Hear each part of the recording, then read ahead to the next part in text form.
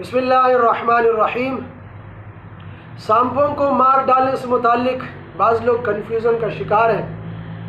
کہتے ہیں کہ بھائی کسی سے پوچھے تو کہتے ہیں کہ سانپوں کو مار ڈالو کیونکہ حدیث میں آیا، اور کسی سے پوچھو تو کہتے ہیں کہ سانپوں کو مارنے سے منع کرتے ہیں کہ وہ بھی کہتے ہیں حدیث میں آیا۔ اب ہم حیران ہیں کس کی بات مانے؟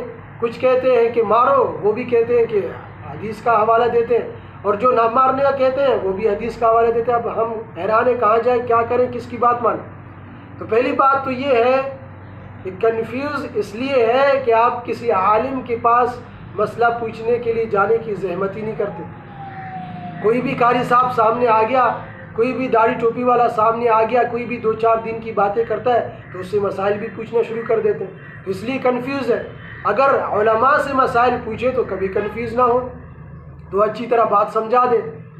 تو سانپوں کو مار ڈالنے کے متعلق بھی مطلقاً روایت موجود ہے کہ اس کو مطلقاً مارا جائے، اس قسم کی روایت بھی موجود ہے، اور بعض صورتوں میں مارنے سے کا استثناء کیا گیا ہے کہ بعض جگہ نہ مارا جائے، پہلے ان سے کہا جائے، ان سے پوچھا جائے۔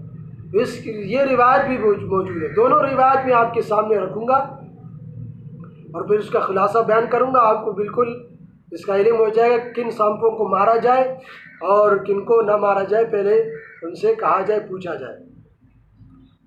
تو مطلقاً جو مار ڈالنے کے متعلق روایت ہے، پہلے میں وہ آپ کو سناتا ہوں مختصر کر کے ساری روایت۔ تو پہلی روایت حضرت اکرمہ رضی اللہ عنہ حضرت ابن عباس سے نقل کرتے ہیں، فرماتے ہیں انہ کان یأمر بقتل الحیات، کہ آپ علیہ الصلوۃ والسلام نے سانپوں کو مار ڈالنے کا حکم دیا۔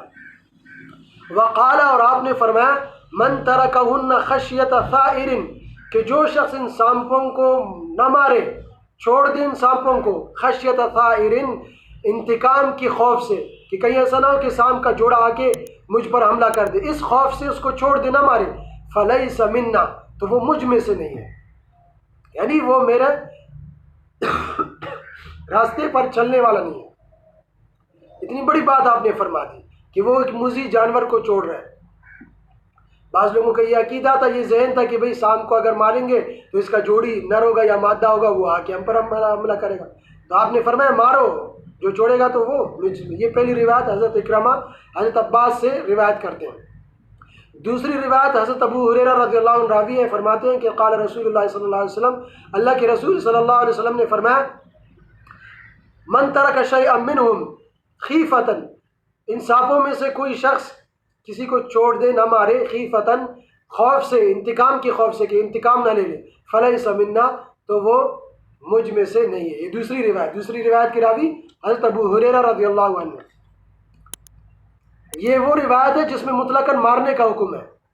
یہ تیسری روایت سنیں، وعن ابن مسعود رضی اللہ عنہ قال، یہ تیسری روایت کی راوی حضرت ابن مسعود رضی اللہ عنہ فرماتے ہیں کہ آپ صلی اللہ علیہ وسلم نے فرمایا، اقتل الحیات کلہن، کہ تمام سانپوں کو مار ڈالو، فمن خاف ثارہن، جو شخص ان کے انتقام کی خوف زدہ ہوا ان کے انتقام سے، فلیس منی، تو وہ مجھ میں سے نہیں ہے، آپ صلی اللہ علیہ وسلم نے فرمایا۔ یہ 3 روایت آپ کے سامنے آ گئی جس میں مطلقاً مار ڈالنے کا حکم ہے، اور اتنا ابھی آپ نے فرمایا وعید سنائی کہ وہ مجھ میں سے نہیں ہے جو ان سانپوں کو چھوڑ دے، کیونکہ اس نے ایک موذی جانور کو چھوڑ دیا، اور اس کا یہ غلط ذہن ہے کہ اس کا جوڑی آ کر مار ڈالے گا۔ یہ وہ روایت ہے، ٹھیک ہو گیا۔